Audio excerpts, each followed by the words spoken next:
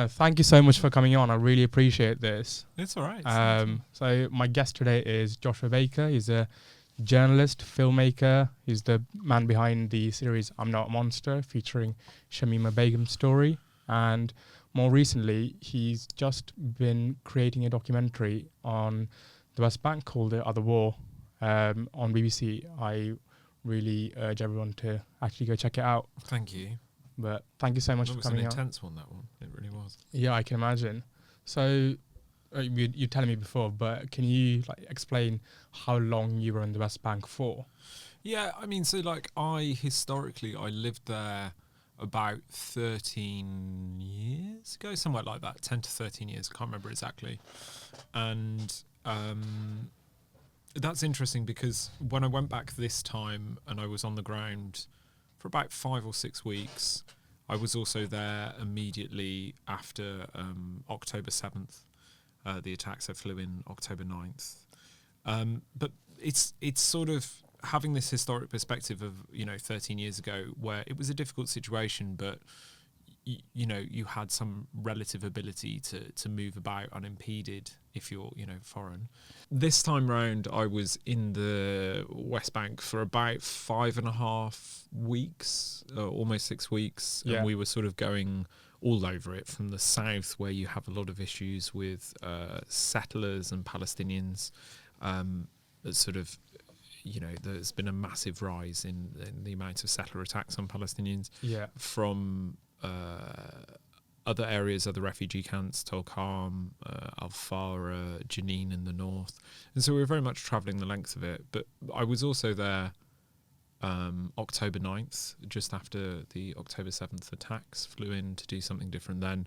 And then historically, I lived there about 13 years ago in the West Bank. So oh, really? Yeah. For how long? I was on and off for about 6 months, I think. I lived in Nablus and then I lived up in Ramallah. Were you there for work? Just as a freelancer, basically. Okay. Is that possible? Yeah. For foreigners to just live in the West Bank? Yeah, you have to come in and out a couple of times because of the visa thing, but you can. Yeah, I had a flat above Nablus, which I remember very clearly because it had no heating and was freezing cold. And so at one point we even had the gas for the water go off and we couldn't get a new gas bottle, so we would microwave water and put it in the bathtub to wash. It was a very grim but quite fun experience, to be honest with you. But what was interesting is the contrast from back then to now. I mean, journeys that would take me 45 minutes back then, today in the West Bank were sometimes taking 8 hours, just because of the level of checkpoints by the Israeli military, the instability that's happening there. So it was really quite shocking. How has life in the West Bank changed for the Palestinians and the settlers since October 7? You said that there's been a rise in settler violence, but how significant has the rise been? Well, I mean, look, so, what happens on October 7th was awful. I went to a lot of the sites where the massacres took place, and it was an incredibly grim and horrific experience. Sorry, in Gaza? No, in the West Bank. On the border of Gaza, and where a lot of people were slaughtered, and it was an absolutely atrocious thing. But since then, obviously, what has happened is Israel has launched a war into Gaza, which has killed, I don't even know what the death toll is at this point. I imagine it's, approaching the late 30,000s, and that doesn't include people buried under the rubble. So there are all these questions about the conduct of the Israeli military. They're being referred to, the International Criminal Court. And there's an awful lot of attention on Gaza, rightly so. There's a massive humanitarian crisis. I was talking to a friend of mine who's there working earlier, and it sounds absolutely abhorrent. But there's another part of the Palestinian territories, the West Bank, which is home to about 3 million people, which has been under Israeli military occupation for 50 odd years, and it doesn't get as much attention. Yeah. How much of the West Bank is under occupation? So you'd have to check, but roughly off the top of my head, it's essentially the West Bank if you imagine it like this, was divided into 3 zones, A, B and C. A was Palestinian Authority, B was meant to be some sort of joint control between the Israeli military and the Palestinian Authority, and Area C is just Israeli military control, and that's the largest part of that division. In reality, though, the way to think about the West Bank is if you imagine it to be a series of islands in a sea, because although it's one landmass, the areas that are controlled by the Israeli military or the settlers take up so much land that getting between one Palestinian area and another often means you're coming into Area C or what have you. So the Palestinian areas of the West Bank are very much like islands at this point. And since October 7th, what we've seen there is a massive rise in the number of Israeli military operations.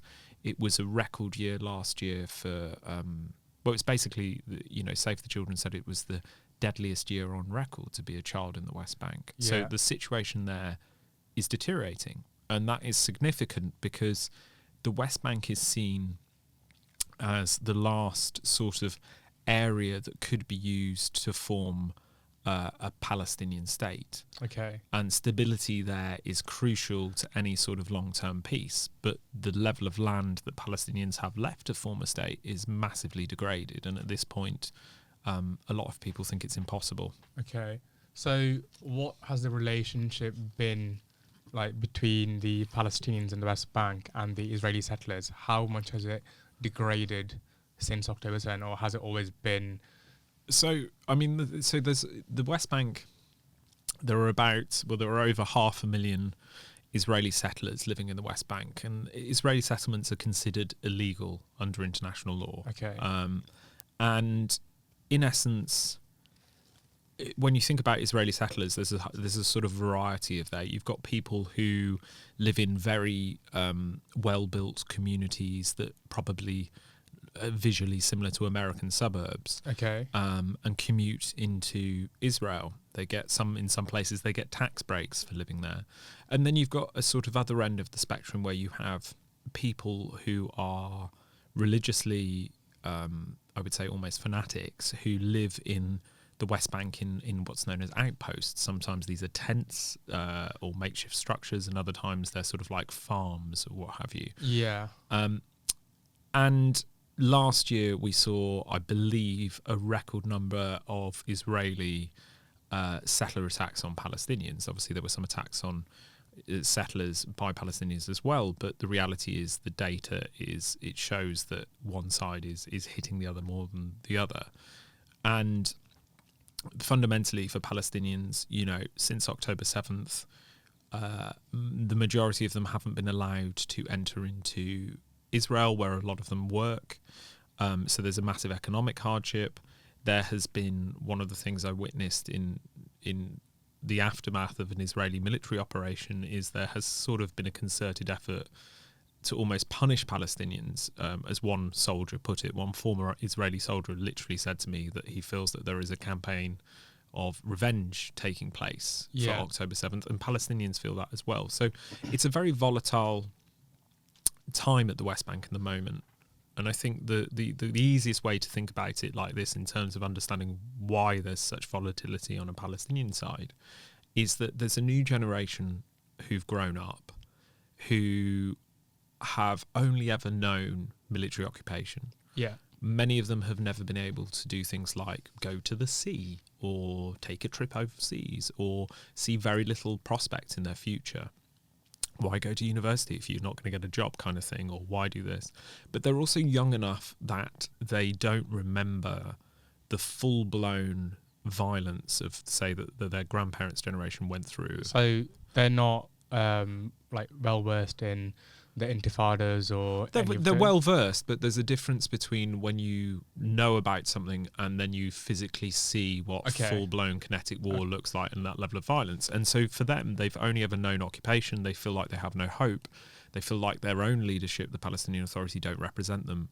And so increasingly there is a sense that armed resistance is the only way forward. Okay, so in the documentary, one of the most shocking things to me was the kid saying, was one of the resistant fighters saying that if you go into Janine and if you ask a 15-year-old kid what he wants for his birthday or like as a present, he'll say he wants a gun. And that was really striking because that's not a normal thing for a 15-year-old to want.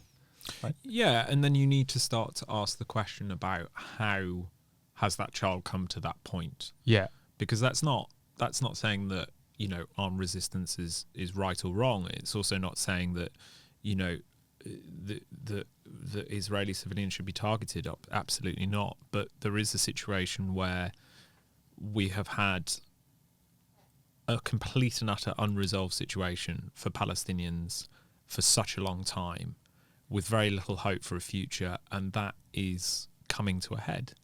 And that is a very dangerous thing for the international community. It's a very dangerous thing for Israel.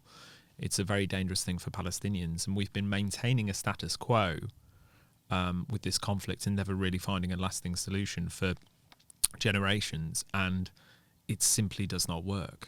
So what are the difference of opinions between the Israelis in the West Bank and the Palestinians on how this conflict should end? I guess, is there a difference between how the Israelis in the West Bank and the Palestinians in the West Bank think versus how the Palestinians in Gaza and Israel think? Yeah, I mean, there's lots of different things there. So, you know, Gaza is run by the group Hamas, and the West Bank is run by Fatah, and so they're run by different groups. They have had. Sorry, is Fatah the same as the Palestinian Authority, or? Yeah. Okay. So in essence, they're run by separate entities, but it is kind of one Palestinian territory, or how it would be viewed legally. But, you know, when you talk about the settlers, the bigger question is the settlers don't, under international law, have the right to be there. So Israel would contest that, but it has been ruled that those settlements are illegal. And when you talk about Israelis, you have to also see that the settler movement is also different to, say, the Israelis who live in Tel Aviv or West Jerusalem. And similarly, one of the other distinctions that we have to make is a couple of Jewish friends have said to me this in the last couple of weeks, actually, is that they feel deeply frustrated that their Jewish identity, as they see it, has been hijacked by Netanyahu's government and indeed by the settler movement. They feel like when people think of Judaism now, they think of Israel and they think of what's going on, and actually what is happening there isn't representative of their faith or their Jewish identity at all. So that what I'm saying here is that there is a fracturing going on in Israeli society at the moment, and you don't have to look far to see people talking about how the settler movement in essence is to some an extremist movement and has very much sort of Benjamin Netanyahu's government are dependent upon them. And so, you know, even the US politicians have come out and said this, that Bibi is in essence dependent upon the support of extremists, which is a very dangerous position to be in because extremists obviously have extreme ideas. Yeah. And when you need a solution and peace, it's very hard to find that amongst extremism. Yeah. But I guess kind of to push back on that, couldn't you also make the argument that Netanyahu's probably the only reason that the Israeli government hasn't fallen, because the defense minister, Ben Gvir, he's probably a much more radical person than even Netanyahu, and I think he's... Security minister. Sorry. No, that's all right. Ben Gvir is obviously part of the settler movement, and he has a very radical perspective on things, undoubtedly. I think it's difficult to say that Benjamin Netanyahu is the only reason the Israeli... I don't think you can say Benjamin Netanyahu is the only reason the state hasn't fallen. You know, the IDF, the Israeli Defense Forces, have proven themselves to be extremely effective.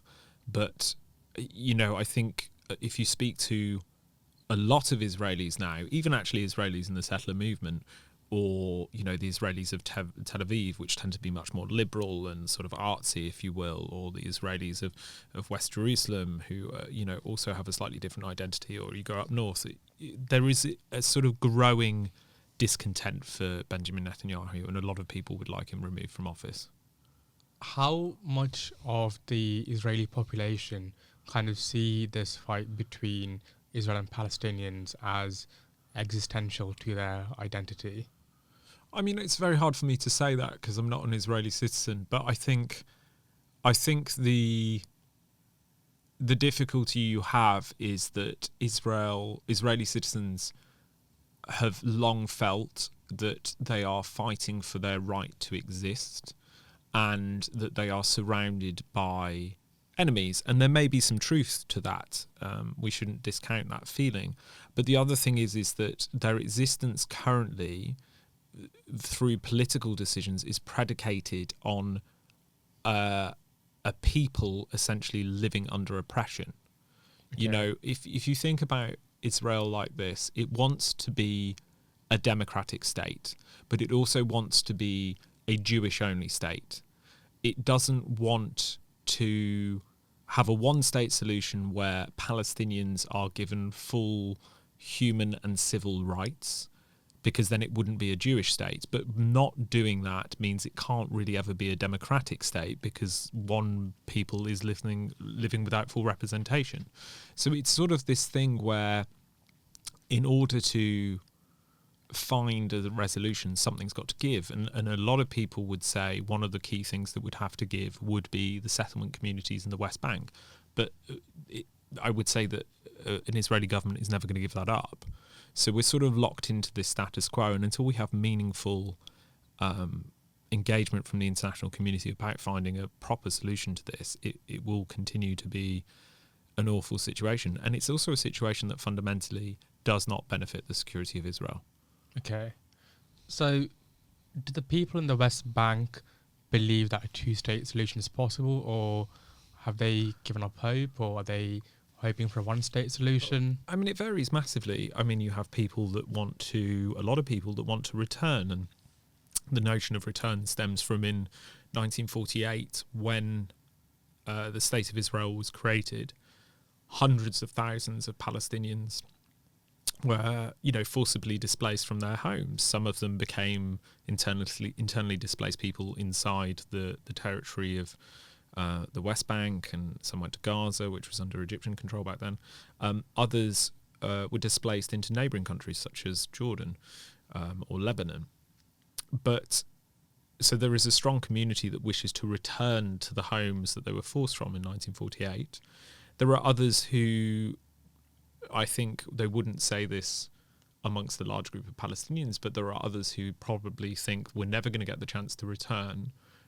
We just need the ability to form a Palestinian state of our own. And then there are some that would, I think a minority, that would want a one-state solution whereby they get proper representation in parliament, proper full civil and human rights, and they are able to function as part of a society. So the situation is complex and people's opinions are varied. And then there are others who we shouldn't ignore, who believe that armed resistance is the only option and that Israel needs to be forced from land that it occupies. I mean, that's never going to happen, though, is it? Which part? Israel's going to get, the armed resistance, they're going to wipe out Israel. I mean, I think the likelihood of these brigades successfully pushing, 500,000 Israelis out of the West Bank is probably near zero, but that doesn't mean that in their mind that they should stop resisting. Resistance takes many forms. It can be non-violent, it can be violent, it can be, barbaric at points. But I think what they see is that the notion and act of resistance is the most important thing.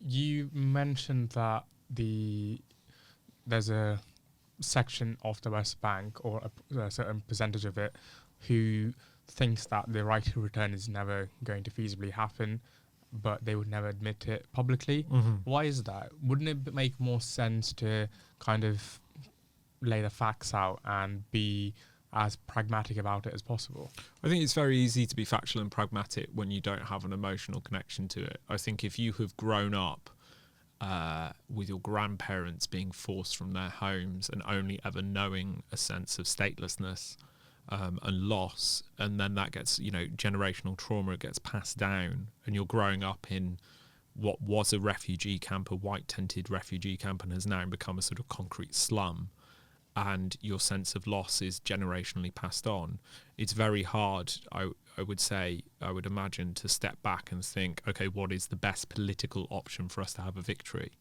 And any political option fundamentally is going to be almost unpalatable compared to what your grandparents left behind.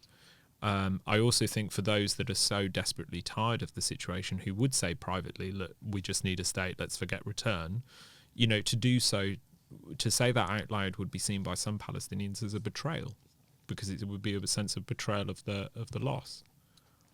Do you think that there needs to be a leader who steps up with a certain sense of authority and power, who can kind of take on all of that heat? In what capacity? On an Israeli side or a Palestinian side? On both sides, because obviously Gaza used to be occupied, and the government did get rid of the settler colonies there. Right?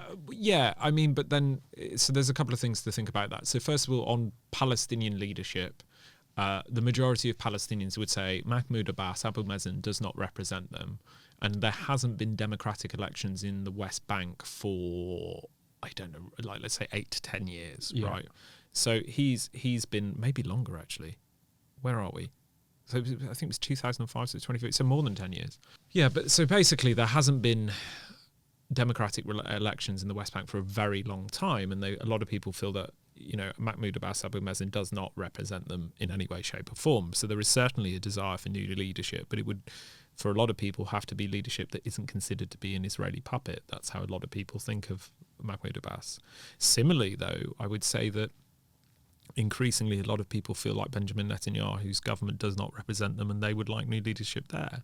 And then there's also another type of leadership which you need on an international level, real statesmen, to find a solution to this. Yeah, that's right, 2005. 2005, yeah, so it's almost 20 years. Almost 20 years, yeah. Yeah, since democratic elections. And half the population of Palestine's under 20 as well, right? Or like minors. It depends what you mean by Palestine, because you've obviously got Gaza and the West Bank. Okay, let's just say the West Bank, because that's the area that's controlled. Possibly, yeah. I don't know if it's 50% that's under 18. It might be. I don't know.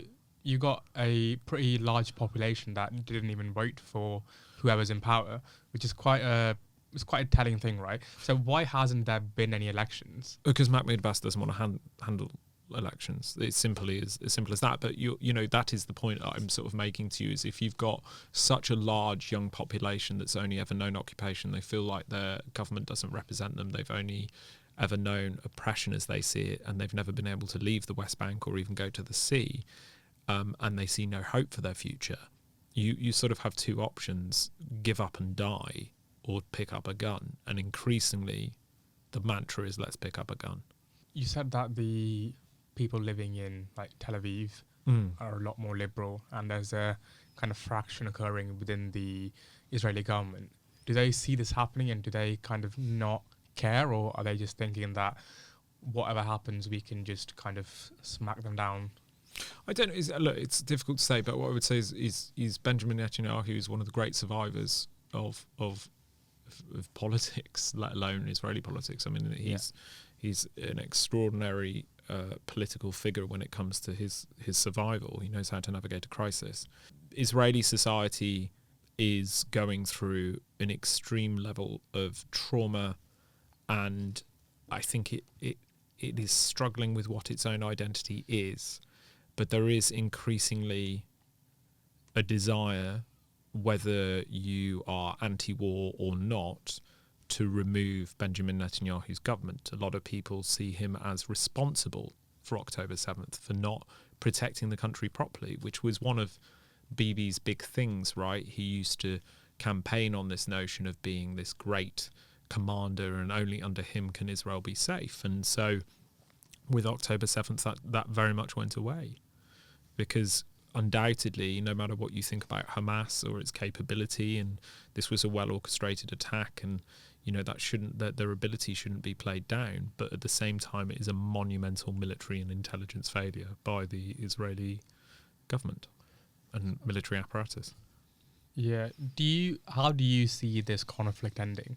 Do you see it ending anytime soon, or do you think it's just going to result in Gaza being occupied? This is not going away, and there is no meaningful mood music in the international community, as I see it, that suggests that there is genuine, sensible, and in-depth thought about what a solution to this looks like. I think in Gaza, we are teetering on a major Rafah offensive. It's already, fighting is already happening there.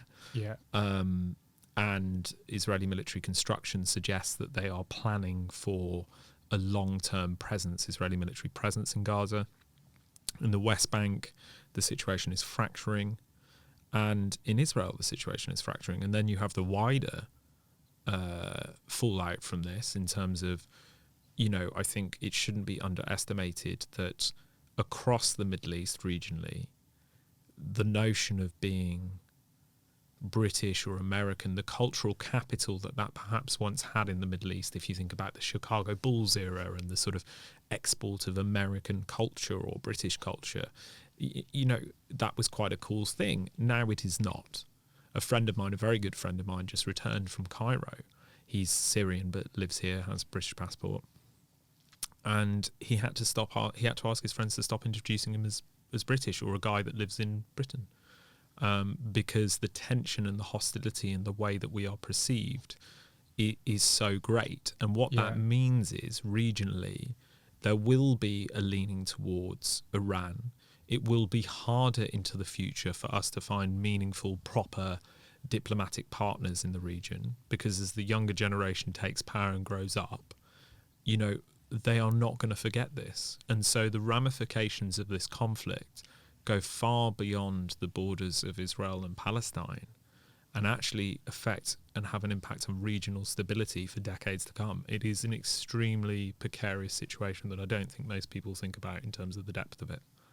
Do you think that there's a likelihood that there's going to be a new war on terror? Because you mentioned that there is a chance that there could be a leaning towards Iran. And I don't know what a war on terror is, because that Bush slogan that he charmed, that Bush slogan that he coined is just nonsense, because war is terror. You can't bomb an idea into submission, and what you ultimately do is, when you apply violence, war for me is not an extension of politics or foreign policy, it's the ultimate failure.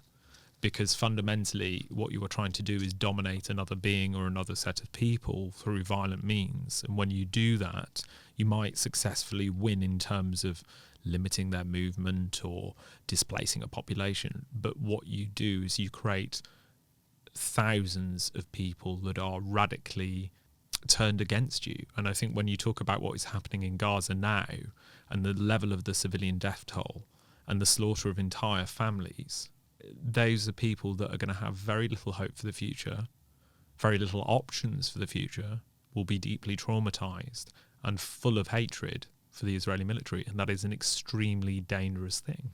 You've got to offer people hope if you want a solution to this conflict. Yeah. And there is very little hope being offered. Has this conflict increased support for Hamas in the West Bank? I guess, my question is, there's quite a lot of resistance groups, right? It's not just Hamas. Yeah, look, in the West Bank, there are around roughly 23 armed groups in the West Bank. Some of them have, there is support for Hamas in the West Bank. Anyone who says there isn't is lying. But at the same time, there are a lot of other groups with very different agendas.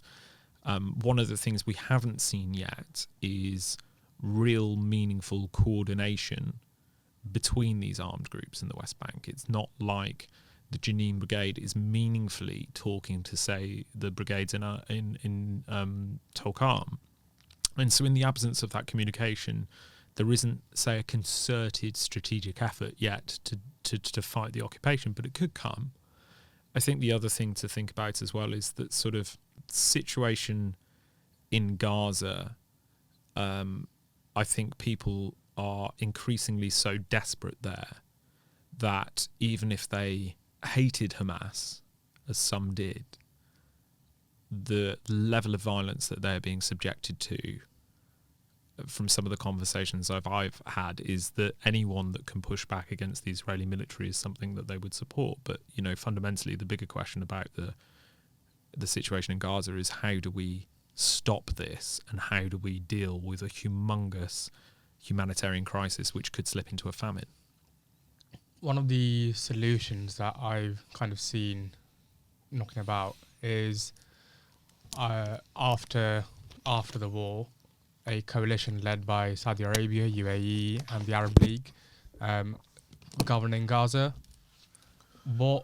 Is there any support for that kind of idea within the Palestinian community? I mean, I haven't seen that. What I would say is any Palestinian society, community, what have you, that doesn't have the ability to govern itself is essentially under occupation.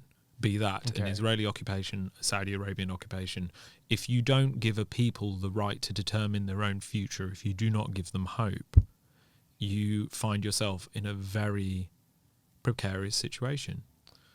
You know, fundamentally, Palestinians of the West Bank feel that forget Israel for a second, forget Benjamin Netanyahu. Let's just talk about the West Bank and the Palestinian leadership. Palestinians of the West Bank predominantly feel that Mahmoud Abbas does not represent them, does not fight for their interests, has been completely ineffective in finding a permanent solution to this. He's not had an easy job, to be fair to that man, and he has very little power, really. But fundamentally, you know, they look at that and they don't see leadership in him.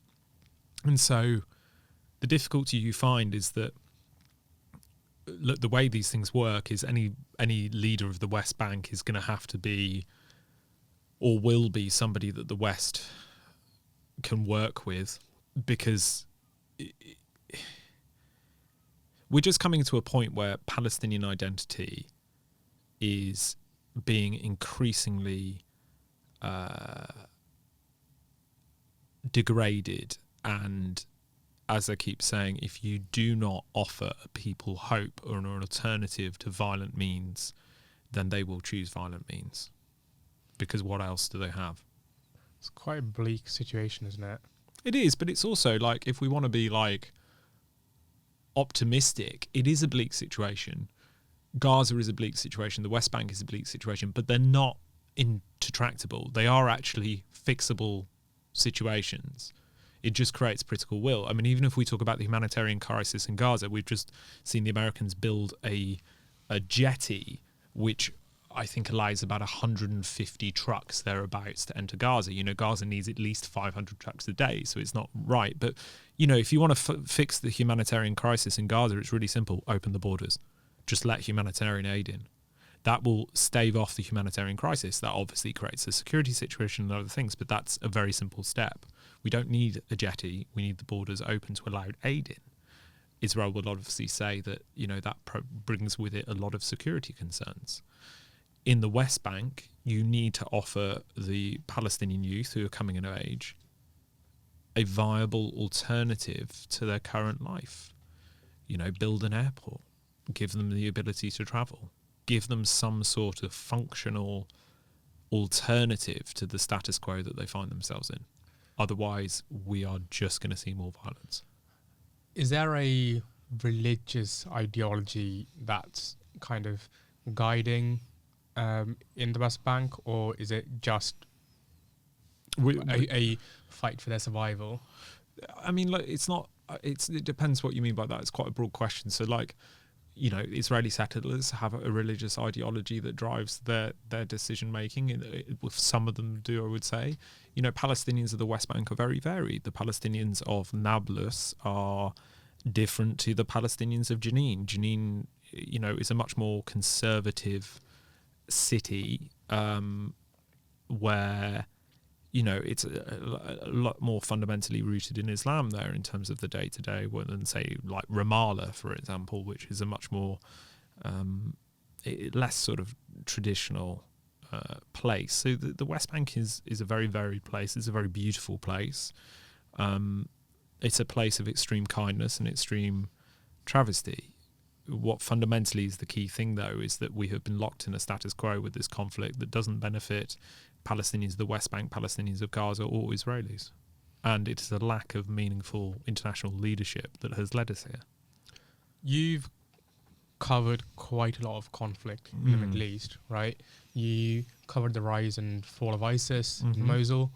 I'm assuming you probably covered the conduct of the American and the coalition forces when they were fighting ISIS.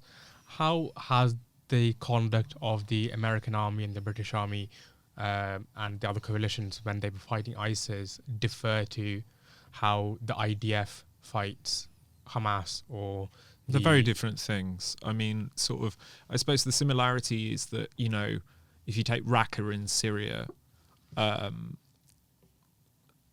urban warfare is an incredibly difficult and dangerous thing.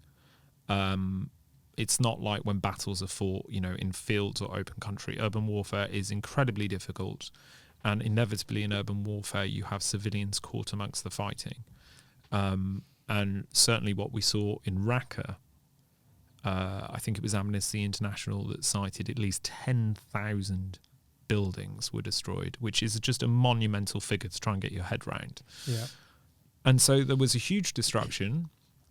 ISIS undoubtedly was sort of the first great real unifying evil in my lifetime. If you think it's pretty clear cut internationally that ISIS was seen as the bad guys, right? So I think there was very little thought about the level of destruction and what the population of Raqqa were subjected to.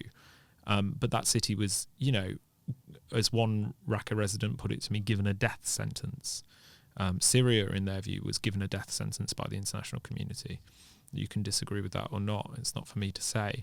In terms of when you look at the IDF, I think what we can undoubtedly say is that the targeting in Gaza and the use of munitions and the use of things like dumb bombs has led at times to the indiscriminate killing of Palestinians. The death toll is obscenely high, and it is not the final death toll, and it is a deeply traumatic and horrific situation that we are witnessing unfold.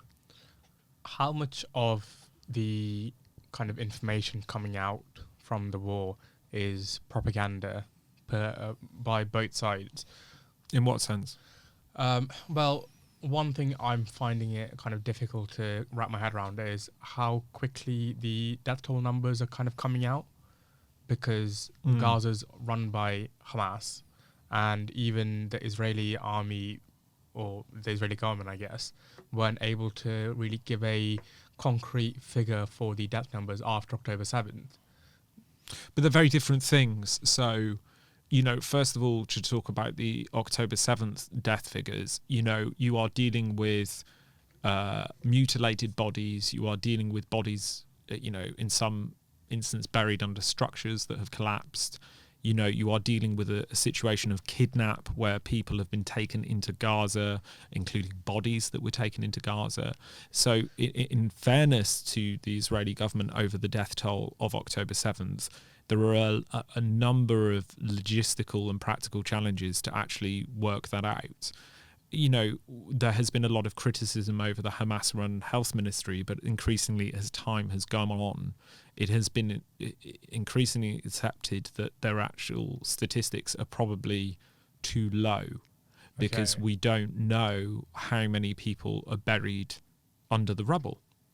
And so I don't think it's a question that, they've doubled the number of civilian deaths. And I think when it comes to civilian deaths on any side, one is too many, let alone, 1,300 or whatever the final death toll is of October 7th, or the near 40,000 mark we must be approaching in Gaza.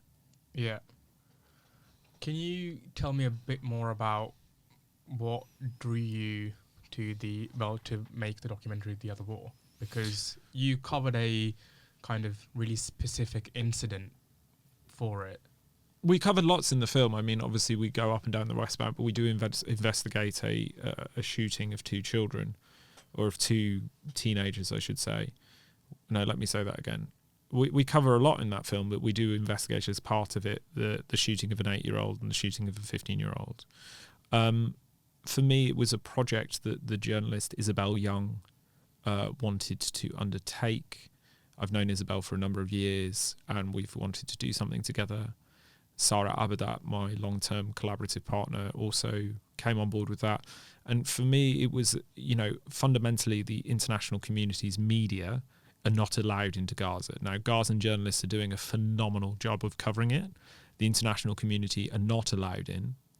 And consequently, what I also wanted to do was say, okay, we're not allowed in there, but let's go and look at the conduct of the same military in another section of Palestinian territory and look at how they're operating and what that tells us about the conduct of the Israeli Defense Forces at this moment. And we showed all the evidence that we gathered to a number of independent experts. These are properly independent people. They have no skin in the game in terms of what the BBC says or not.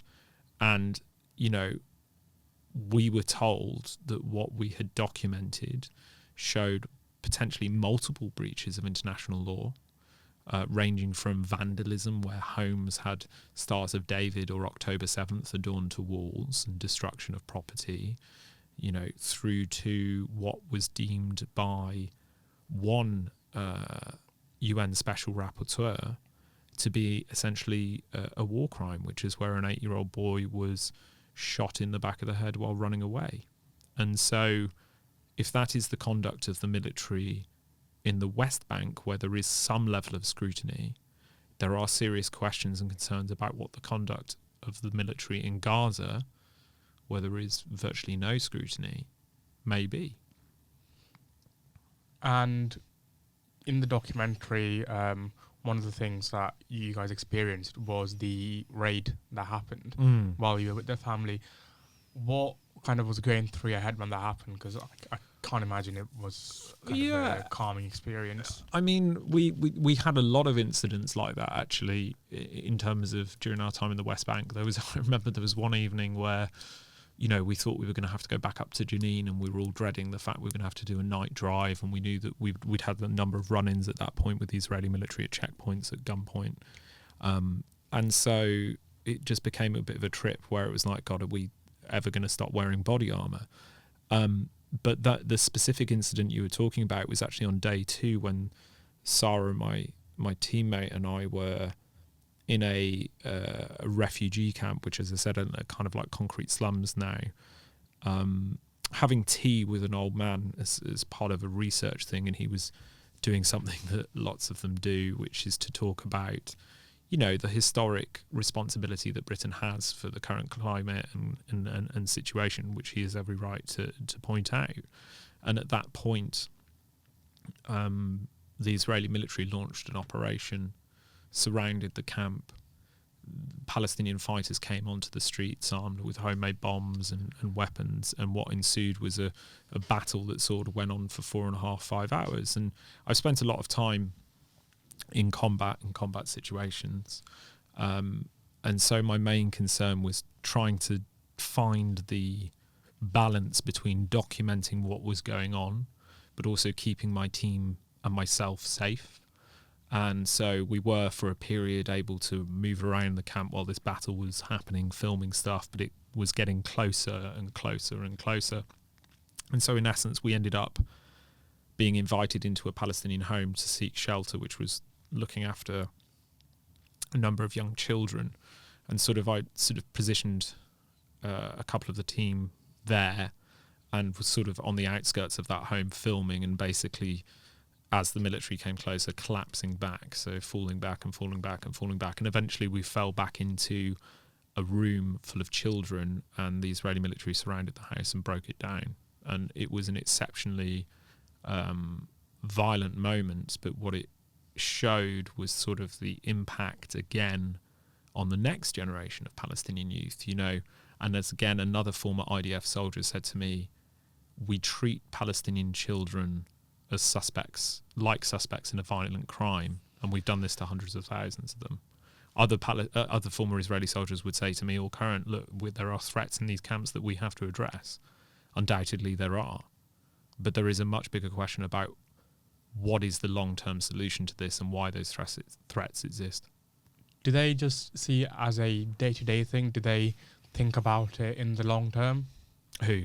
The IDF, the ones that are carrying out these operations, I guess. I mean, I think fundamentally what somebody said to me is, look, the IDF will do whatever the military... what somebody said to me, a former soldier, is the IDF will do whatever the government tells it to. If the IDF is told to scale back its operations in the West Bank, it absolutely will. You know, whether or not that's true is a different thing, but this is their viewpoint. But fundamentally, I think the sentiment that certainly existed when I was there, is this overwhelming feeling that Israel was attacked. With that attack came a serious level of national hurt, and that they feel now that their job is to crush any sense of Palestinian resistance or threat, and certainly some, as we documented, would like to see Palestinians driven from the West Bank into neighbouring countries. The gloves have been taken off, and we're just in a very dangerous moment. And also, none of this should take away from the fact of what happened on October 7th and how much of an atrocity that was. Have you always been interested in covering the Middle East? I guess, we should probably start with this, but can you give me a bit about your background, how you got involved in journalism and covering Middle East conflicts?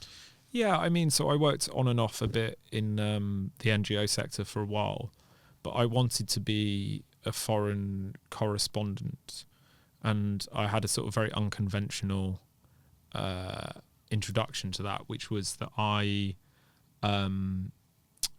cornered the then editor of the Times newspaper at the Cheltenham Literature Festival. He'd given a talk, and he was sort of, I got him in the corner of the tent so he couldn't escape. And I said, look, mate, I want to be a foreign correspondent. We had a back and forth. And he introduced me to a man called Rick Beeston. Rick Beeston was a legendary foreign editor who himself had been a correspondent. He'd worked a lot in Iraq. He'd covered the story of Saddam gassing the Kurds. And Rick was now foreign editor of the Times newspaper, but he was also dying of cancer.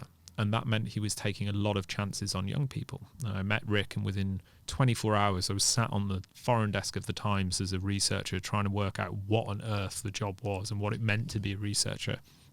And I tried my hardest, and eventually they had me back. And then within about 18 months, I was one of the night editors for the foreign section of the paper. And that sort of catapulted me into a career in journalism that's seen me work in print, see me work in film, in news, in podcast. I've been very lucky to develop a sort of multi-platform skill set. And today, as it stands at the moment, I do a lot of deployments for predominantly the BBC into areas of conflict.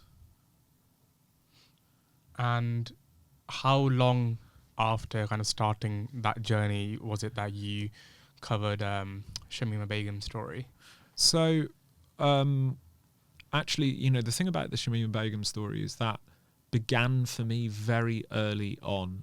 So, because it spanned the best part of 7 or 8 years, and I was a assistant producer working for a guy called Rob Leach, who's a very dear friend of mine now, and we were making a film in East London Mosque, completely unrelated to Shamima Begum. It was sort of about Muslim identity in Britain, and it became clear one morning that 3 girls from the local community had gone missing. And I was sat in this office with Rob in the mosque, and we were sort of, imagine a very messy office full of people trying to run the one of the biggest mosques in Europe. And we're trying to negotiate access to some sort of meeting that we want to film, and it's not going particularly well. And then a WhatsApp group starts pinging on a guy called Salman's phone, who was the communication officer for the mosque. And that's where we discovered that 3 girls from the local community had gone missing, and one of them would turn out to be Shamima Begum. So I found myself bizarrely there on the day it began. Her family would come to the mosque, I'd meet the family, the media would come to the mosque, I'd understand what the media were covering, and that mosque became a sort of epicenter for the story. And then as the years went on, I would follow Shamima's story, and it was about 7 years later when I was in Syria doing something else that I got to sit down with her in a camp called Roj, which is where she's held to this day, and she decided she wanted to give me what she says is her definitive account of everything that happened. and we set about doing a series of interviews where we talked through the last 7 years of her life, and in essence, some of that was true, some of it wasn't, and we piece it together in the Shamima Begum story.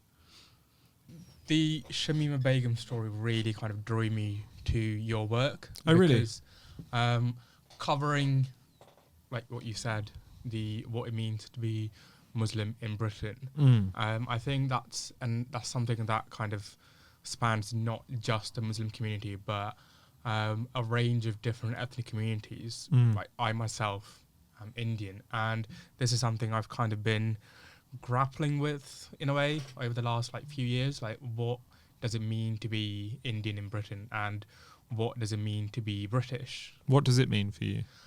To me, it means being able to live here with equal civil liberties and civil rights that everyone who's ethnically English, I guess, would have. I would consider myself to be British by pretty much any stretch of the imagination now, because I've lived here for almost 20 odd years. I mean, if I'm only Indian by the color of my skin, then fair enough, I'm Indian. But I wasn't born in India. I was born in Kuwait, like I said, and I moved here when I was 6 years old, and I lived in India from when I was 10 to 13 years old. So the Indian identity only covers probably about 3 years of my life, but pretty much the rest of my life I've been brought up here, and I've kind of, I feel British in every sense of the word.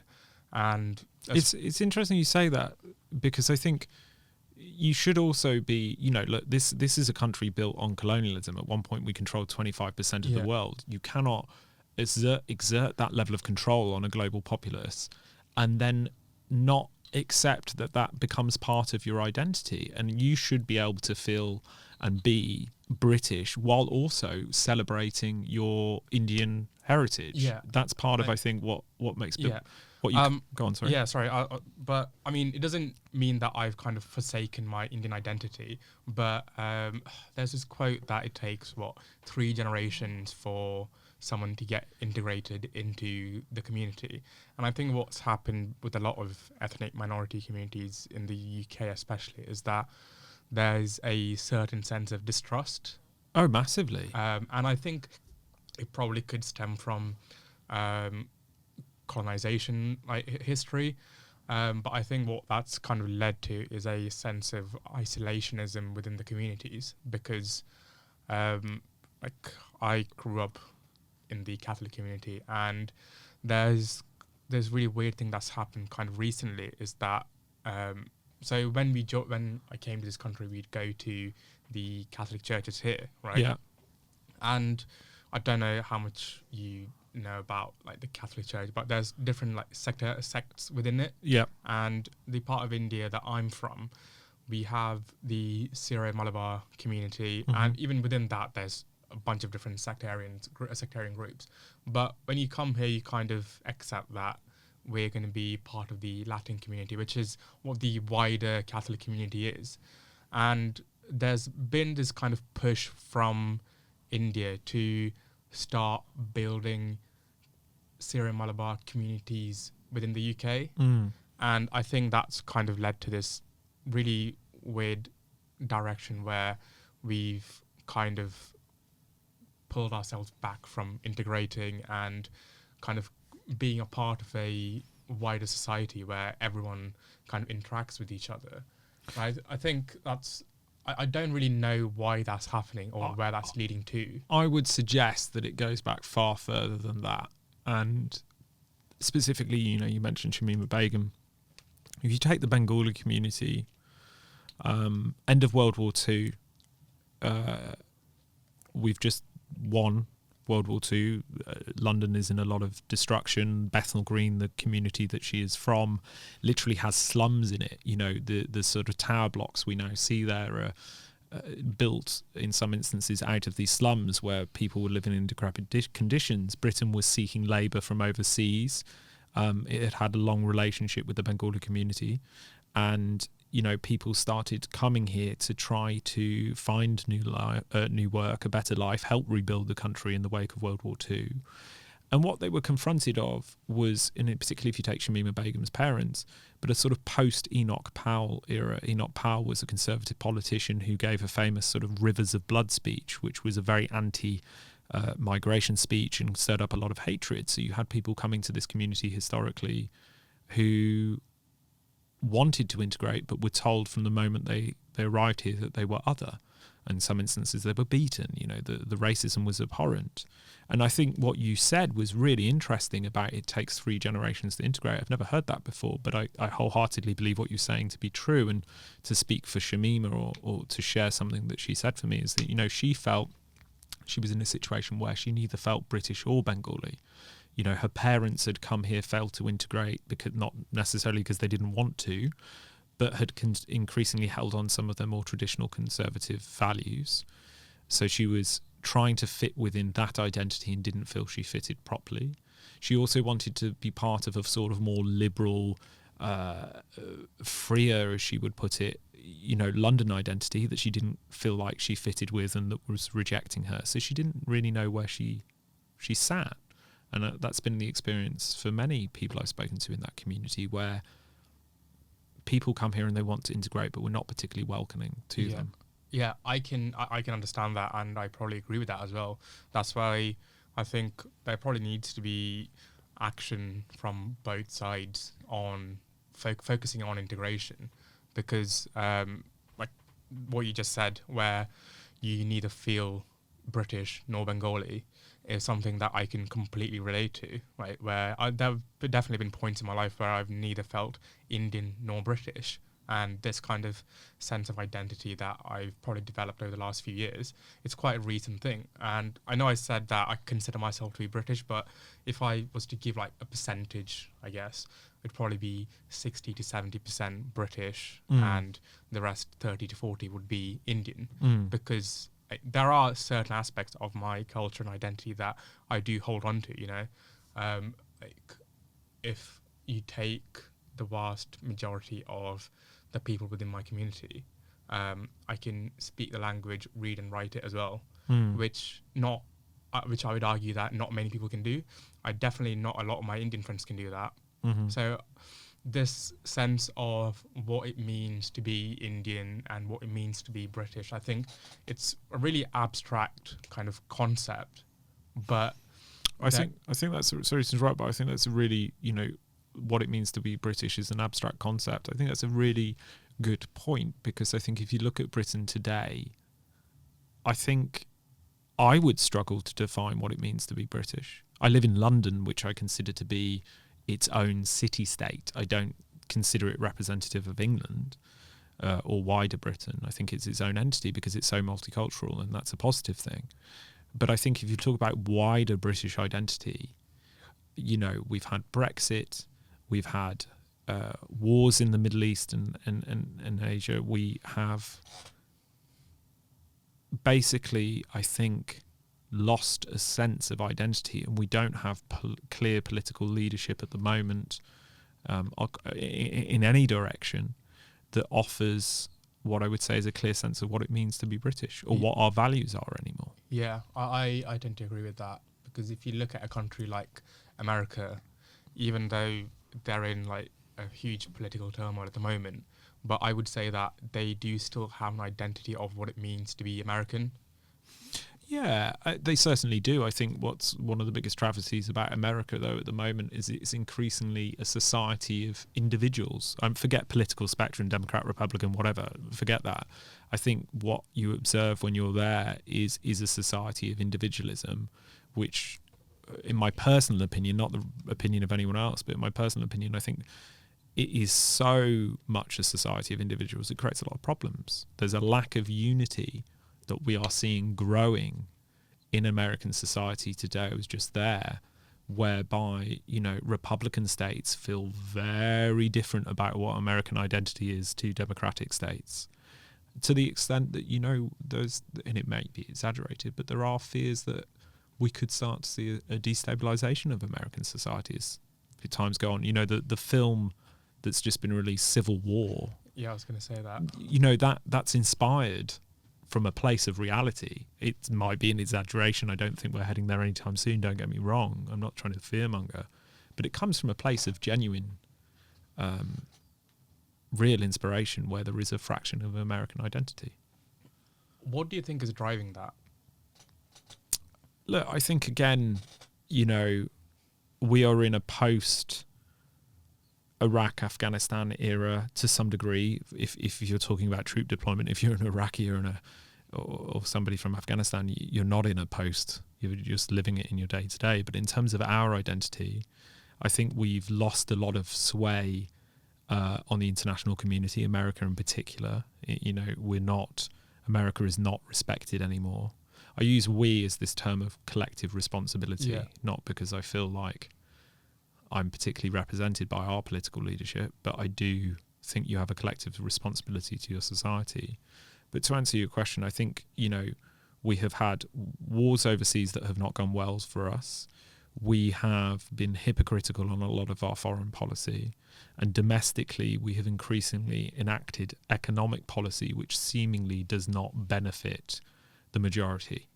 We've got more billionaires than ever before. Technological advancement and so on and so forth is a brilliant thing that should be encouraged, but how we deal with the increasing global disparity and also the disparity in British and American society is absolutely pivotal to our sense of self going forward. And fundamentally, we are in a situation where we have England and America is increasingly a state of countries of individuals who do not unify around issues, and it is making us increasingly fractured. It's a very scary time globally.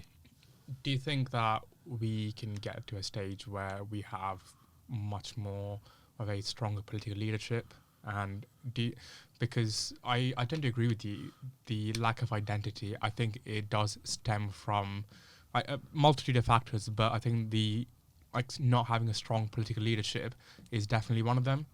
Completely, but I would say you look around the world now, and it's not a symptom of actually just Britain or America. You look around the world now, and I feel like there is a lack of real statesmen and women, a lack of real quality, powerful leadership. Angela Merkel was probably, she's not without sin, but she was probably one of the last great stateswomen in my personal opinion that I see around the world at the moment. I don't think there's good political leadership anywhere. I think you have a shift towards a right-wing popularism that seems to be growing throughout Europe and indeed in the States to some degree. And you also have economic hardship hitting in a way that, particularly in this country, is causing a lot of disparity. So you've got a lot of conditions here which are not good, that are divisive. You've also got, on a global scale, a rise and posturing of China, a rise of India, which has a questionable human rights record. Agree. A rise of Russia's willingness to enact armed conflict. Like, Ukraine is teetering. The munitions they needed to hold off Russian advances are far too late. That there's a question about, will they lose the war? Before Ukraine, Russia's unfettered campaign in Syria killed an unknown number. So we're in a point where the global order of power, be that financial, social or physical, is shifting and changing, and it's an extremely troublesome period. One of the things that I've been kind of reading / hearing a lot about is that we are shifting from a unipolar world to a multipolar world, where unipolar would have been America was kind of center and strongest, and Britain and the other allies with it. But now, like you said, the rise of China, the admitted rise of Russia as well, because no one really thought, well, when the war started, everyone thought Russia was doing really badly because they did kind of lose quite a lot of people, and it turned out their munitions weren't exactly the best. But as the war has kind of kept on, they've probably got stronger and kind of started gaining territory back. Yeah, I mean, like, look, if you want to talk about the strategics of Russia and Ukraine war very briefly, it's interesting because you are right that when we saw the early days, I think they expected a snap victory. They didn't get it. Their troops were ill-disciplined. Their supplies were poor supply chains. You know, an army marches on its ability to get supplies. There were a lot of errors. But, you know, increasingly when Russia shifted into being in a defensive position, it was highly effective at building defenses on lands it had captured. It was highly effective at exhausting Ukrainian resources in trying to retake that land. And I think Vladimir Putin took a calculation that he knew long term the West's unanimous support for Ukraine would wane. Yeah. And it has done. And if you look throughout history with Russian conflict, one thing that Russia is very good at doing is fighting a war of attrition. You know, is losing extremely high numbers. Look at World War II. But at the same time, basically kind of winning the war of attrition. And I think to some degree what we're seeing now in Ukraine is a Russia that in essence has waited out Western support and is starting to win the war of attrition. The question now is can Ukraine, with the weapons that are meant to be flowing to the country, stop a Russian advance, which is coming back to land that it hasn't had control over for more than 2 years? And that's the real question. Yeah, I think from what I've seen is that it's too little too late, because time will tell. From what I've seen is that Ukraine's kind of lost a lot of soldiers, and now they're having to forcibly recruit people, which isn't really a good state to be in. And I don't know how true this is, but I've seen like articles and reports of disabled people being recruited into the military, and I don't think that's a situation that any country should be in. Yeah, I mean, look, Ukraine is in a battle for its survival. It's not in a battle, it is fundamentally fighting for its very existence as we know it. Yeah. Ukraine is not a country without sin. I think there have been times when our coverage of Ukraine has been perhaps we haven't asked enough questions. It was a country that had major issues of corruption before the war. A lot of those issues have not gone away.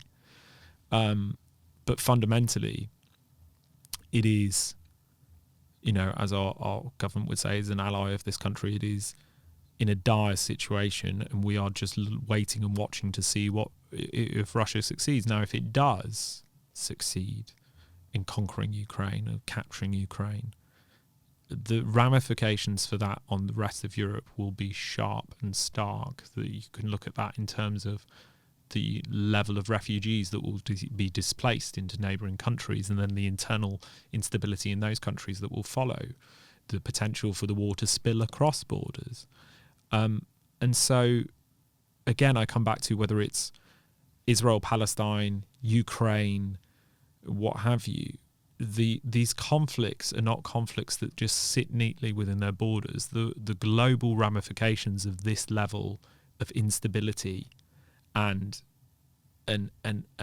division are reshaping the world as we know it. Do you think that we're probably heading towards a new Cold War of sorts? I think we've been in one for a long time. We have now shadow wars where, you know, inside Syria there was for a period a world war in all but name. You know, we've had Russians fighting Americans in Syria. We've had a long period of violent destabilization of the world. You know, go back to the invasion of Afghanistan. You know, there is a clear understanding of the motivation for that. But whenever you use force in an international community, it has far-reaching effects that you can never possibly know or calculate or mitigate all of them. And the mass displacement of people from the Middle East following the Iraq War has fundamentally changed the landscape of Europe in terms of political cooperation, in terms of, you know, economic situations to some degree, and also has shaken many countries' sense of identity, not least of all Britain. We're not particularly welcoming to refugees here. Do you think, like, how do you see kind of the Middle East conflict ending or subsiding? Do you think there will ever be a situation where that happens? I mean, the Middle East is a big place, and it's it's a big place with many different groups of people. We have a tendency to encapsulate a lot of different people, a lot of different identities in that term, the Middle East. I think if we talk about Iraq faces a serious uncertainty over its shift towards, support for Iranian militias and its desire for Western troops not to be there, which is their sovereign right to ask us to leave. We invaded. Iraq is, in a destabilized situation, which is not good. Syria still has Assad in power, who is a war criminal, and that country is completely fractured. Jordan is, one of the more stable countries in the Middle East, yet it has extreme economic uncertainty. It is at risk of serious hardship as climate change starts to bite. In fact, all of these places are. Lebanon, if you look at Lebanon, after the after the boat exploded in the port, the destruction of Beirut has not recovered. That society is teetering. There is a lot of long-term destabilization that exists that we've sort of just accepted. But the problem is that for the people of those countries, the increasing hardship makes conflict and migration ever more likely, which in turn creates more destabilization. It's almost like we've set off a chain reaction here, and it's just starting to really hit in terms of long-term impact, and where it's going to go is very hard to measure. Do you think it's again like a bit too late to kind of stop what's happening? I think that, the world goes through changes. I was speaking to my 86-year-old grandmother recently, who was a kid in World War II, and so has seen a huge amount of change in her lifetime and a huge amount of conflict. And her view is it is the worst it's ever been in her lifetime, which is quite a scary thought. It's quite shocking to hear. Yeah, her view, and she's a very intelligent woman. She's not a dramatic person. But she feels there is more instability now globally in her lifetime than she can ever remember. That's someone who's lived through World War II, the Korean War, Vietnam War, two wars in Iraq. The list goes on. And so I think through conflict comes change. The question will be whether that's who that's good or bad change for. There is too much instability at the moment to expect that we will not have some form of armed conflict in our future. Where that is, who that's between is up for grabs. But you do see, certainly if we just talk about Europe, forget the Middle East for a minute, we talk about Europe, we see European nations trying to increase their military's readiness capability. There's something going on in Britain at the moment that hasn't really been reported, where there is a desire to recruit nationwide for the army. Not for any other service, but for the army. There is a serious moment of pause going on where nations are looking around and being, we need to have a far more capable military than we do, which is also dangerous, because if you look at when we start to have nations building up their military and preparing for war, historically, that's often a sign that we get jumpy, and we sometimes jump to conflict when it's not needed. Yeah. We also have a massive alliance system, right, across Europe. And if you look at how World War I started, it was essentially through a mass expansion of alliances. So there's a lot of conditions at the moment that are quite scary. It doesn't mean there's going to be a war. It just means we're probably closer to one than we have been since any time since World War II. Yeah, I tend to agree with you, because I think one of the things that I've seen is that the German parliament, they're trying to bring back conscription. I think there's a few nations in Europe who are debating that. And it seems to have quite a popular support within all factions of the government and also within society. So, like you said, it is quite scary that that's the kind of position that countries are coming to. Yeah, I mean, I don't know whether there's support for it or not, but I think the if you look at it from a pure military standpoint, the British Army is currently at a state of where it would potentially be considered a militia rather than a military in terms of its size. And that's not to take away from the quality of it or anything like that, but it is at a record low in terms of size at a time where global instability is really, at the worst it's been since World War II, arguably. It is an interesting time. One of the things that I've seen from you covering the Shamima Begum story was that you noted that there has to be a distinction between journalism and activism. And yeah, not everyone would agree with me on that, but it's a personal thing. I tend to agree with you quite wholeheartedly, really, because I think that's the best way to get the facts of the situation and form your own opinions. But what I guess you've seen in recent conflicts is that activism and journalism have kind of melded together into one thing. Well, yeah, I think you see it most predominantly. I mean, look, I'm here today speaking in a personal capacity, so I'm being a lot more candid, but in a professional capacity with my own work, I don't see it as my job to tell you what to think. I see it as my job to present the facts as honestly as possible and let you make up your own mind. I think increasingly that is a less popular way of doing journalism. I think the US landscape is very divisive. I think CNN potentially takes a bit more of a position in some of its reporting. Fox certainly does. There is a very divisive media landscape where impartiality is increasingly unpopular. And for me, the BBC is not perfect. It has problems, but it is still, for me, one of the best institutions for covering thorny and difficult stories because of its mandate to impartiality, because of all the checks and balances that go into it. Again, it's not perfect, but I think our job is to create the conditions for people to have a discussion. Yeah. Not to tell you what to discuss. I agree with you about the BBC now, because I think there was a point where I thought the BBC was becoming really much further to the left than it probably Interestingly, a lot of people criticise us for being too far to the right. Which is so interesting. Yeah, but do you know what I mean? That's exactly my point. And then I think there was a period where I saw the BBC pretty much being bashed by the right and the left, and then I kind of came to the conclusion, as long as this is happening, there's probably a kind of attention to maintaining impartiality in the coverage. Yeah, I mean, look, I do think we do a better job than most people give us credit for. But that said,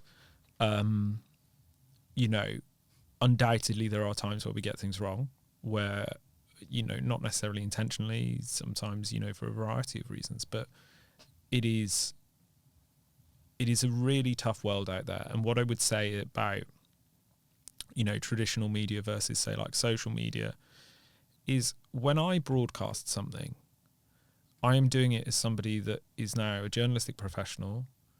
I have done extreme levels of fact-checking, research, and corroboration. That has then been legally reviewed. It has been editorially reviewed to ensure it fits with impartiality and so on and so forth. It's been reviewed by my editors. And so by the time we publish something, it has gone through so many layers of control and checking, not for censorship, but to ensure what we're saying is accurate and fair, and to ensure the information we disseminate into the world is a fair representation of the situation. The problem is now with a lot of social media, and social media is this amazing tool that needs to be harnessed, but a lot of the information that goes out there is unfettered, unchecked, and is also of a perspective or a bias. And that's really dangerous when you have society being fed so much information that may or may not be true. So I actually think in this moment there is a real need for some of the more legacy media institutions to step up and to occupy that space, because the misinformation and the level of information that people are exposed to now is probably in part responsible for our division. How do you see the landscape of journalism changing according to this? You said that you hope to see legacy media step up. Do you think they will? I think they're trying to. I think it's a very difficult thing because it's increasingly hard to do journalism in this day and age. It's, how do you pay for it? And also, I think the type of journalism we do has to change. I try to, within my work, be very honest about the workings, particularly in the podcast series, and bring the audience into how I know things and tell them when I don't know something. And I think that is a more personal style of journalism that I personally feel works for me. And I think when you look at a landscape of individuals, say on TikTok or Instagram, broadcasting their own opinions in a very individual way, we need to lean into that sense of that, but maintain all the values and practices that come with professional journalism. The manner to which we deliver the message and how we deliver the message needs to change. Marshall McLuhan, I think, said the medium is the message, and he's true about that, but the message still needs to be right and accurate. Has there been an increase in the number of people coming into journalism, or has it stayed the same?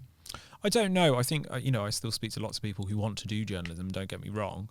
But I think it is a very difficult time to be a journalist.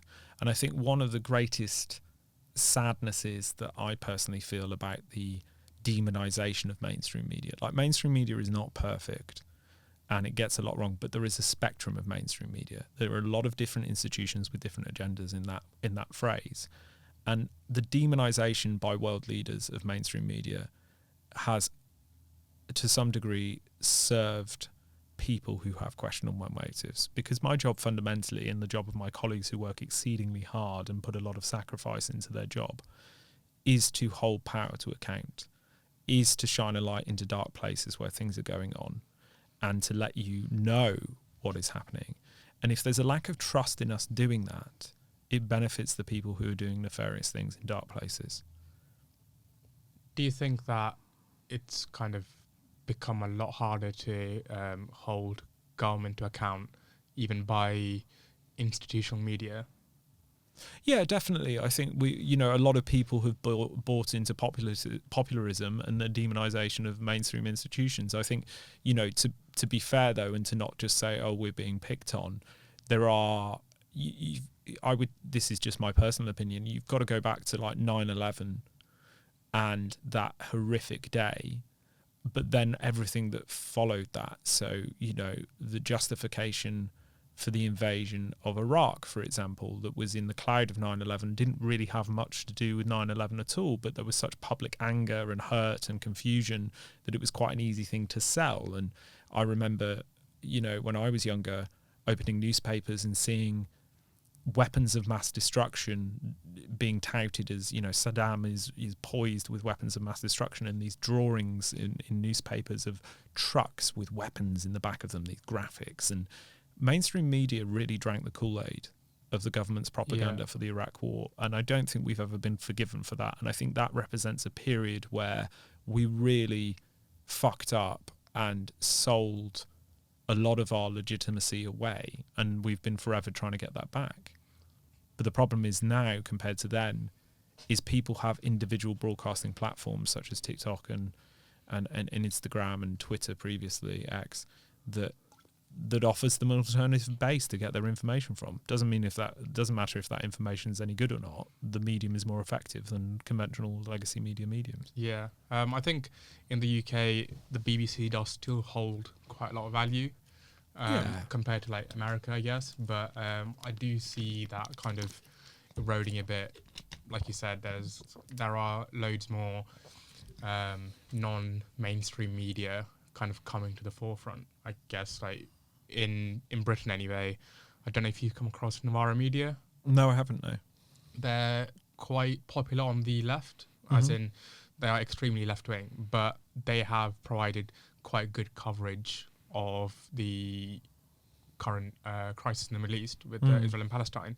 And again, in America, there's Breaking Points, which is an account I follow quite religiously, I guess. But they've kind of given quite unbiased coverage on the conflict and given the facts as it stands.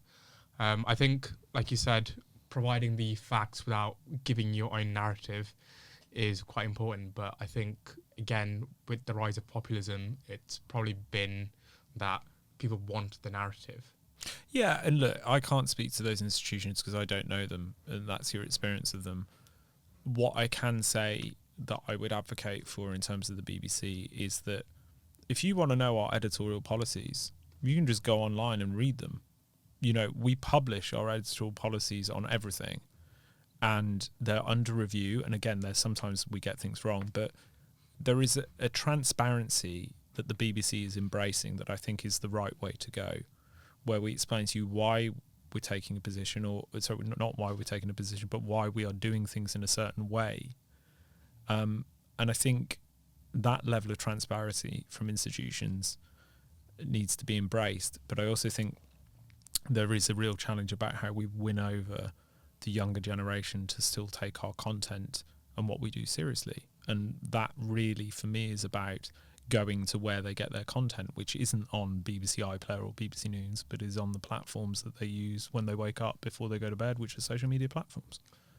Do you think that the coverage of Julian Assange, or the prosecution of him, has impacted how media is viewed?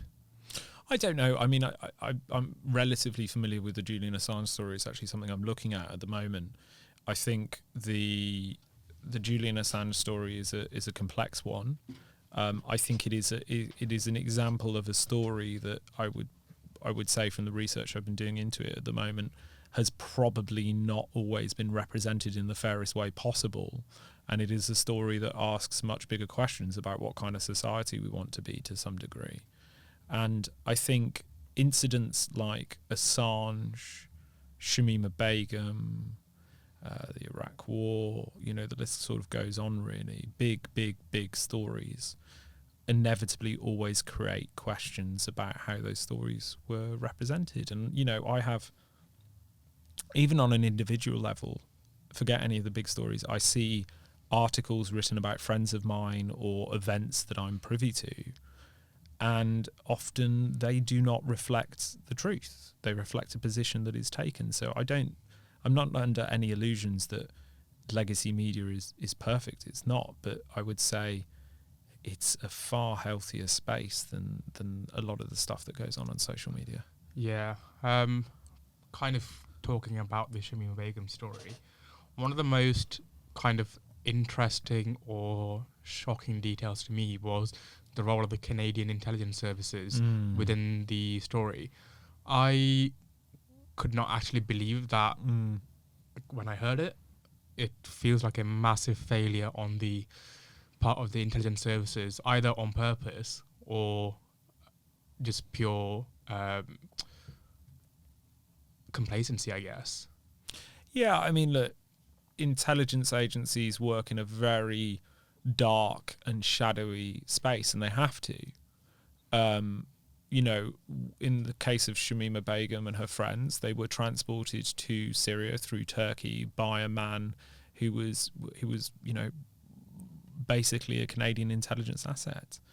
And he even sent copies of her passport and the other girls' passports or the passport she was travelling on, to his handlers in Canadian intelligence. And his is a story really of, to some degree, I guess, exploitation, some would say, because he was a Syrian man who grew up in Raqqa.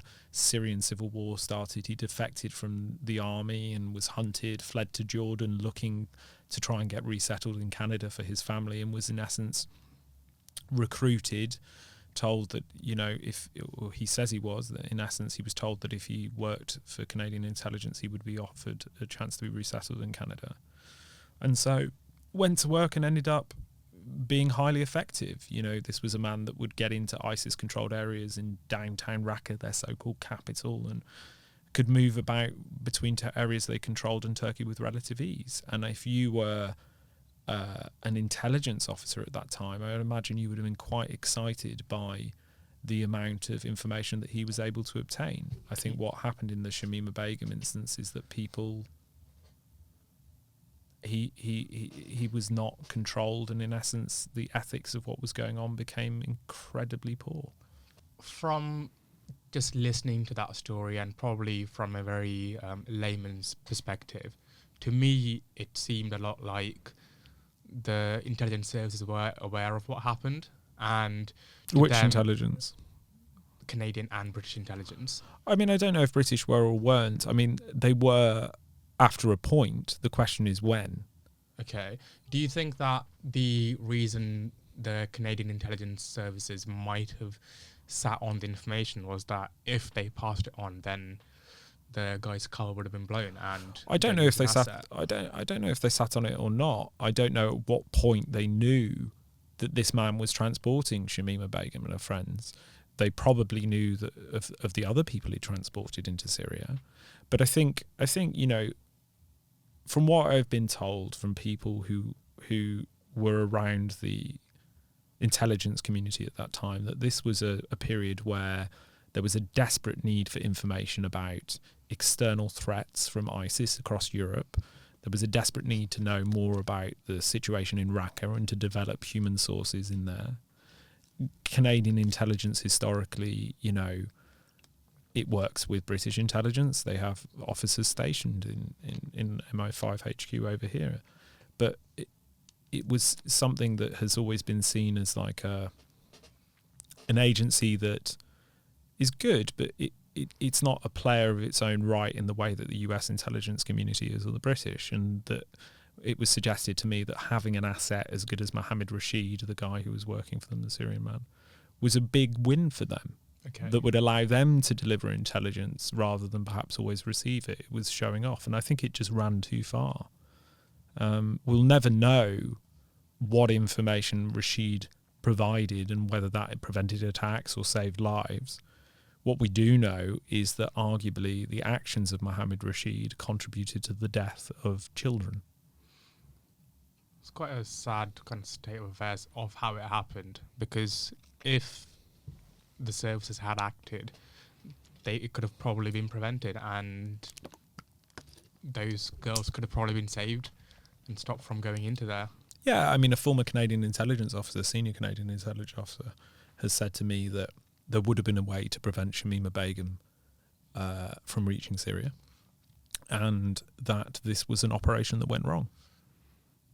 Is there ever a way for her to now come back to the country, or has all avenues been exhausted at this point? I mean, there's a way. It's not a logistically challenging thing to achieve at all. To be honest with you, the fact that I can go there with relative ease tells you it's not logistically challenging. But the fundamental scenario is at the moment is that the way her court case works is it's not about who Shamima Begum is today. It's not about who Shamima Begum was when she left. It is about a couple of things. It's about the woman that emerged in 2019 and said some very unsavoury things that led to her citizenship being taken away, and whether that decision was legal. And so, in a legal sense, it's very strange because you're really debating the threat level of a person that existed in 2019, not the present day person, and you're really debating about whether that decision was legal. You're not really debating the morality of it. And so as it stands, that decision has been found to be legal, and that the Home Secretary at the time, Sajid Javid, exercised his power correctly. Her lawyers are attempting to appeal that. They've just failed, I believe, on one grounds. They will undoubtedly keep going. But until they get a win, which they may never, or a government has a change of heart, or the situation in Syria destabilises to a point that some action has to be taken, I think the likelihood is that Shamima Begum will remain exactly where she is. From having talked to her, do you think there's a sort of... Does she feel bad, or does she regret her actions? Oh, undoubtedly. I mean, look, this is somebody that is definitely, through the period that I've been talking to her, which is a long time now, had to wrestle with her sense of culpability and how far that goes or doesn't go. But I would say that for the most part, she is a young woman who has lost 5 children before she was five before she was 19 years old, 2 miscarriages, 2 of what we believe to be starvation, and 1 of something that may have been pneumonia. And has, in essence, spends her time in a Syrian detention camp where she's been since 2019, where her son is buried, contemplating, as she would say, the decisions and choices she made every day and living with the harshness of that reality. And so, in essence, no matter what you think about Shamima Begum, she is in effect already serving some form of prison sentence, if you will, except it's a prison sentence that has absolutely no end in sight because there is nowhere else she can go.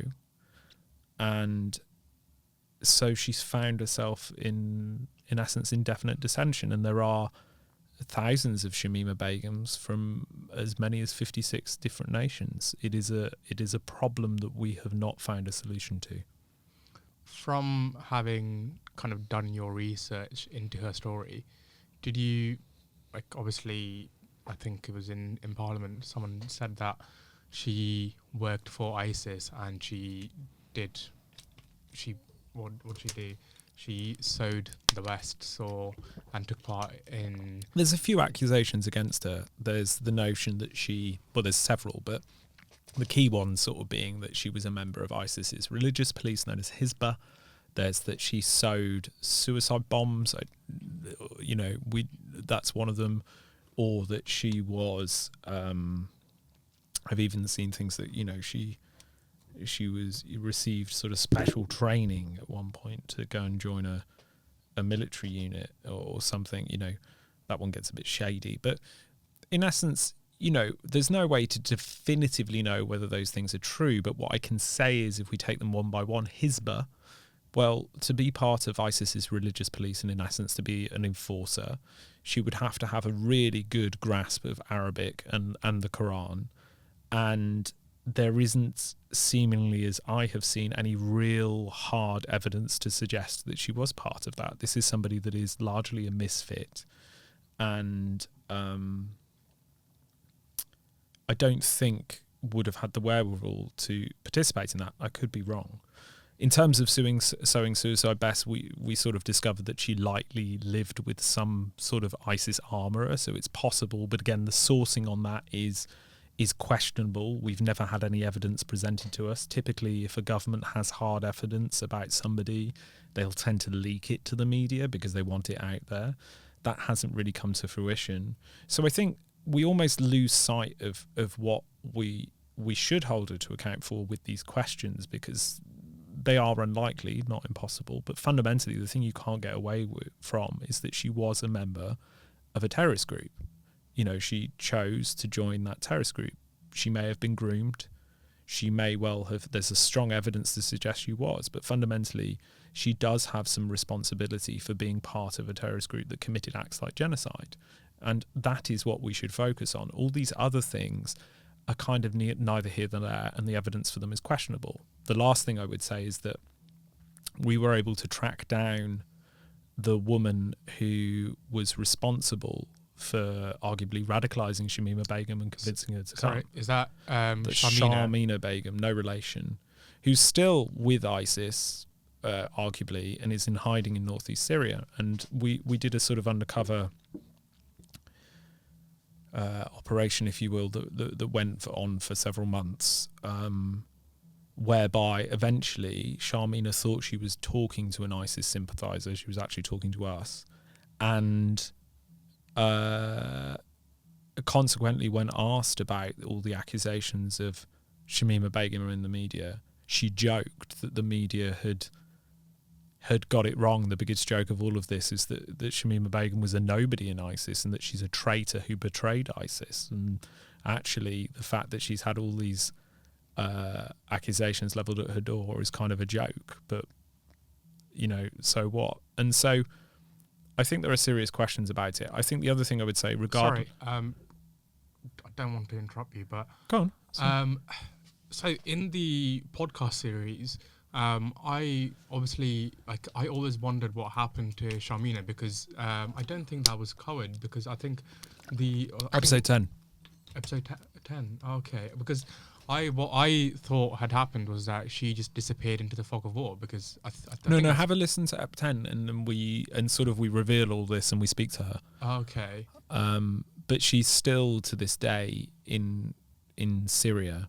It wouldn't be fair for me to say where she is in Syria because it Yeah. would put her at risk, and that's not me protecting somebody who's a member of a terrorist group. It's just I have certain rules and obligations. Yeah. But she's still very much alive. How much of a presence does ISIS still have in Syria then?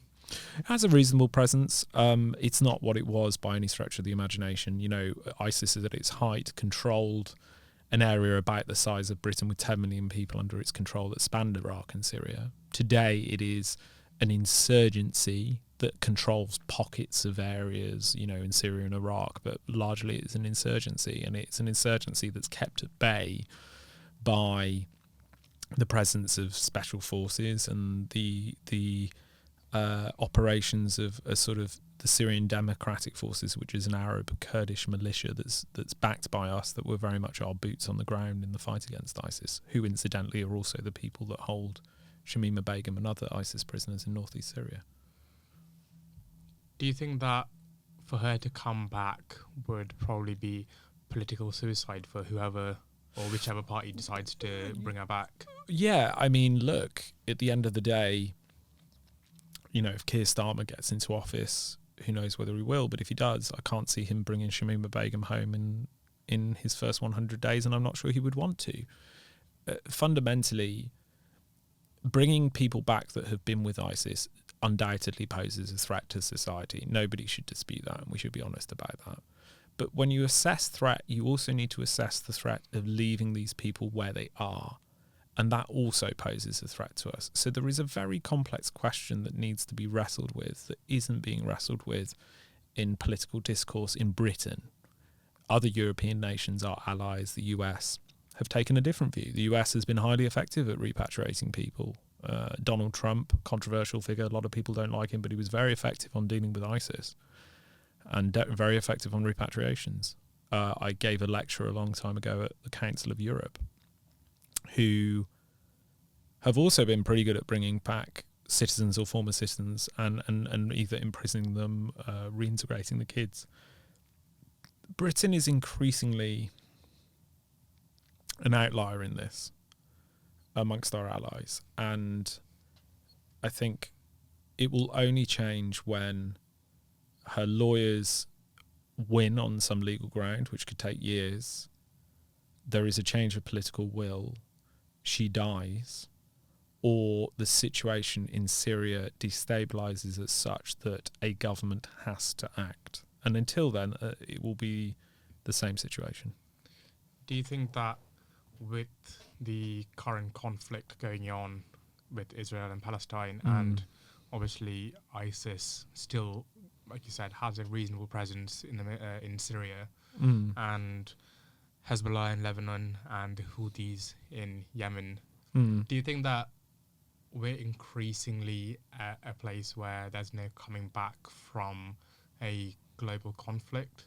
Look, I mean, all of the groups you've just mentioned have very different agendas. They are very different groups.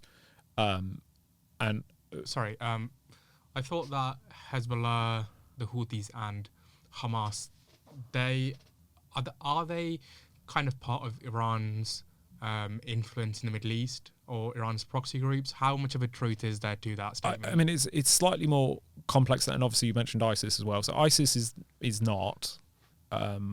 ISIS is a very different thing. ISIS is about, forming a Islamic state, an Islamic caliphate under a warped interpretation of Islam. Hezbollah obviously is very heavily linked to Iran. Iran has been highly effective at establishing proxies in Syria, Iraq, and having those proxies conduct attacks. That's undoubtedly true. The Houthis obviously have been highly effective at co-opting international shipping and causing a huge issue. But none of those groups really, in my opinion, rightly or wrongly, are going to start an armed conflict at a global scale. The global the risk of global conflict is far. If you want to point it in someone's direction, you need to look at how we handle Russia. You need to look at our relationship to China, potentially into the future, our relationship with nations like India, like these mega powers that are rising, that have questionable human rights records, are places where we are much more likely to find, particularly with Russia, some form of serious conflict. Hezbollah doesn't want to invade Israel at this point. That might change. Hamas doesn't have the capability to start a world war. Neither do the Houthis. The globe, they are symptoms of a deteriorating global society where increasingly the rule of international law is kind of seen to be by many as meaningless. If people don't have accountability, and if our international systems that keep us from ripping each other apart are increasingly seen to be worthless, it signals to people that they can behave badly with very little consequence. And do you think that's kind of what's happened with the current conflict then? Which one? Israel and Palestine.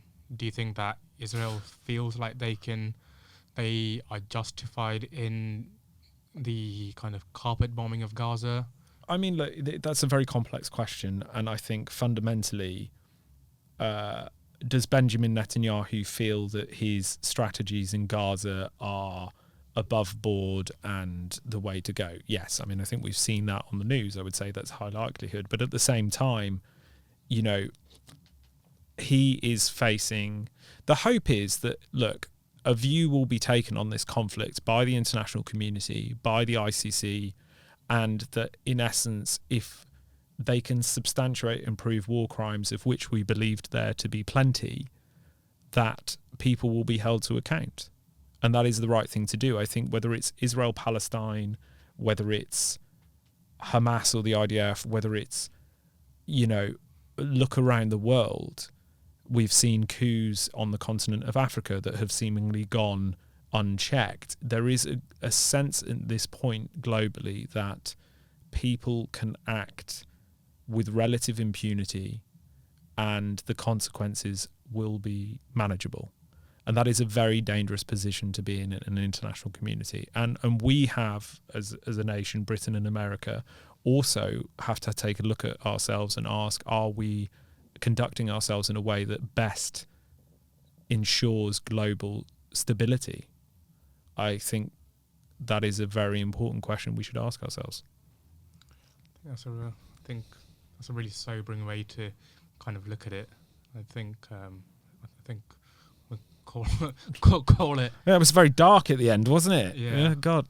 Look, what I would say, just to leave it on a slightly more positive note, is it doesn't take a lot for people to start to shift the dial on things. And there is still hope, and we do not need to continue to descend into increasing instability. There is a way forward. We just require decent leadership and to act together more as a collective. Things aren't hopeless. Wow. I think it's probably a much more positive note to end on. It's true, though. But thank you so much for coming on. I really appreciate this. It's been quite eye-opening, a lot of the things that you said. Yeah. And I think moving forward, probably conversations like this are probably what will give a lot more context to conflicts that are happening, which I think is needed quite greatly. Have a lovely afternoon. Thank you for having me. Thank you so much. And thanks for listening.